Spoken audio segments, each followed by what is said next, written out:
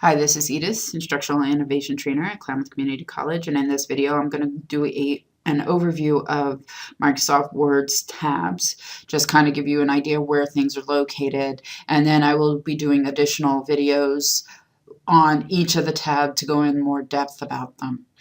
So to begin, you would want to go to your Start menu, and you can just start typing Word and click on that. And I prefer to come up to this page. You can actually set the options to go straight into a blank document. But I prefer it just because I get all my recent documents, or I could just go right here and open a document that I had already been working on. But for this purpose, I'm going to go ahead and click on a blank document so we just can go through the tabs.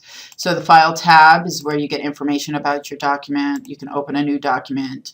You can open a document that you've already opened or browse for one here. Save and Save As, same difference, just where you want to save it and if you want to change the name.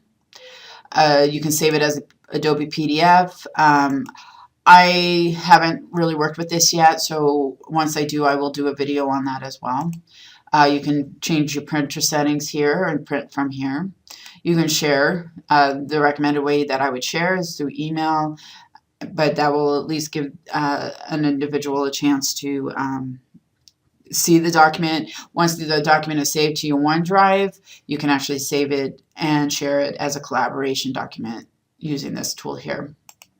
Export is just for the PDFs or change file type, so you may save your document as a template, but you really want to save it as a Word document. They are two different types of documents. Then you can change it here. Of course, you can close the program. I won't click on that because it'll close me out.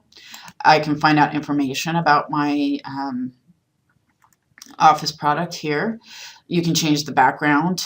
And you can see I have spring here. It just changes this area up here. You can change your themes to different colors as well.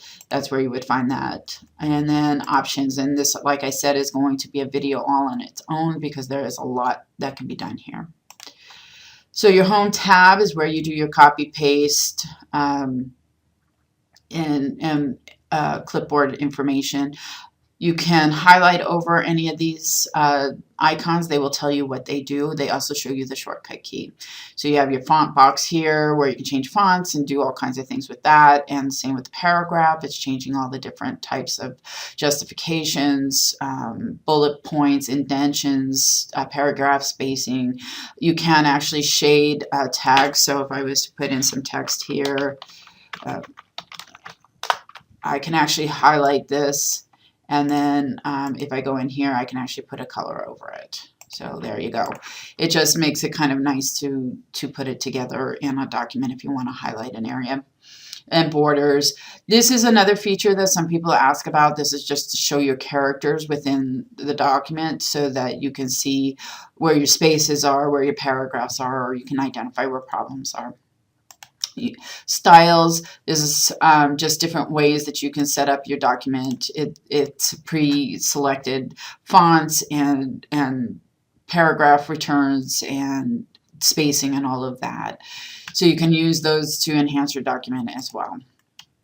And then there's the find and replace and selection. Select all will select everything in the document. Select objects will just only select like pictures or shapes and smart art. And this just shows the selection pane here. So if you have a multiple drawings, you can actually come in here and manipulate the drawings that way. If you go to insert, you can add pages, cover page, blank page, page break. You can insert a table, pictures, smart art, shapes, charts. You can actually take a screenshot of your desktop.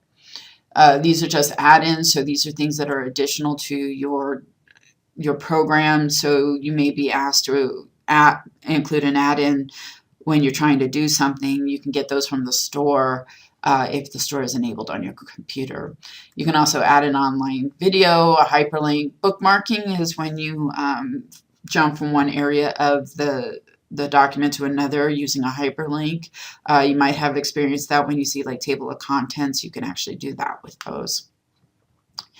And then there's the cross references. This is where you'll also find your header and footers, inserting text boxes, word art, drop caps, equations, symbols, and you can even embed a flash video.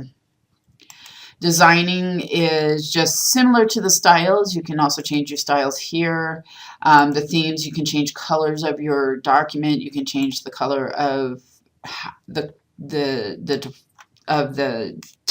theme that you're choosing. You can change the fonts, character spacing, effects. You can also set that as the default for every time you create a blank document. You can add a watermark, which is just so that, like, if you're doing a rough draft and you don't want people to really use it, you can put a watermark on there. And also you can change the background of the color of your document if that's something you would like to do. And then you can include page borders there. Layout is your margins. Which way do you want the document to face? Is it landscape, portrait? What size of the document? So there's a quick, easy way to change the size.